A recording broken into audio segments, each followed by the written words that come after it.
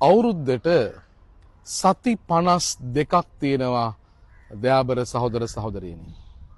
හැබැයි මේ සති 52කින් එකම එක සතියකට විතරයි අපි සුද්ධ වූ සතිය කියලා කියන්නේ. අදින් පටන් ගන්නේ ඒ සුද්ධ වූ සතිය.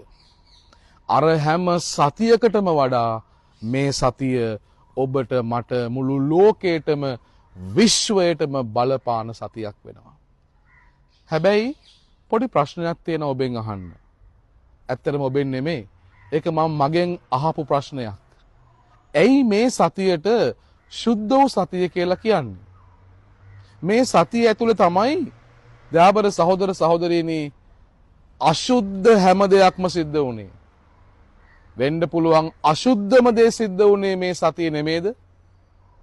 දෙවියන් වහන්සේගේ පිරිසිදු නිර්මල එකම පුතාව කිසිම හේතුවක් නැතුව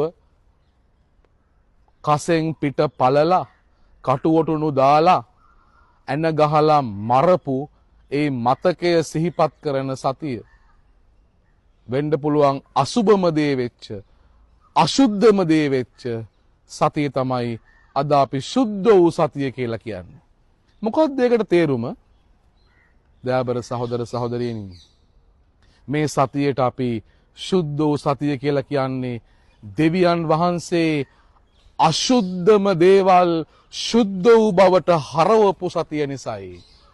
සාතන්ගේ බෙල්ල පාගපු සතිය නිසායි. පාපය සදහටම තුරන් කරපු පාපේ පියාව පරාජය කරපු ඒ සුද්ධ වූ මතකයට පණ දෙන සතිය නිසායි දයාබර සහෝදර සහෝදරියනි. එනිසා ඔබට ආරාධනාවක් තියෙනවා, මටත් ආරාධනාවක් තියෙනවා. ඔබේ මගේ අපි හැමෝගෙම ජීවිතවල තියෙනවා අශුද්ධ දේවල්. එහෙම නැද්ද? එහෙම නැද්ද? ඔබේ ජීවිතේ නැද්ද අශුද්ධ දේවල්? මගේ ජීවිතේ, ඔබේ ජීවිතේ, අපි හැමෝගෙම ජීවිතවල තියෙනවා මහා අශුද්ධ සිද්ධි, අශුද්ධ මතක, අශුද්ධ දේවල් ගොඩක් තියෙනවා.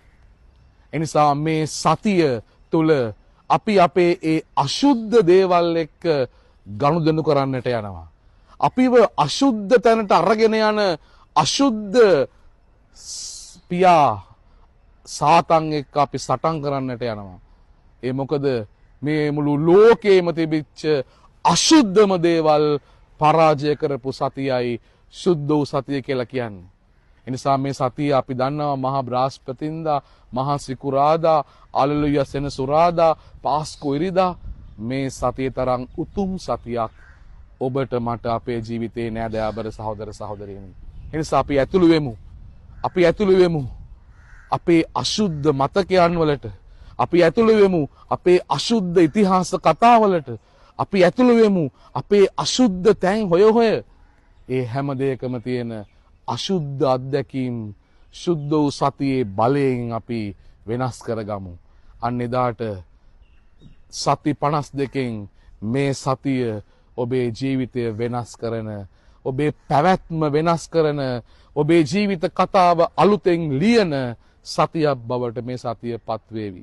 එනිසා ගොක් අතු අරගෙන, ගොක් කොළ වලින් කුරුස හදාගෙන මේ ගමනට අපි ඇතුල් වෙමු. මන්ද අවසාන වෙන්නේ කල්වාරි කඳු කුරුස යාගයෙන් ජීවිතය මිදෙන තැන නිසා. එනිසා ඔබට අන්න එවැනි සුද්ධ වූ අත්දැකීමක් ලැබෙන, අශුද්ධ අත්දැකීම් පරාජය වෙන සුද්ධ වූ සතියක් වේවා කියා අපි ප්‍රාර්ථනා කරනවා. ජේසු පිහිටයි ඔයාලා හැමෝටම.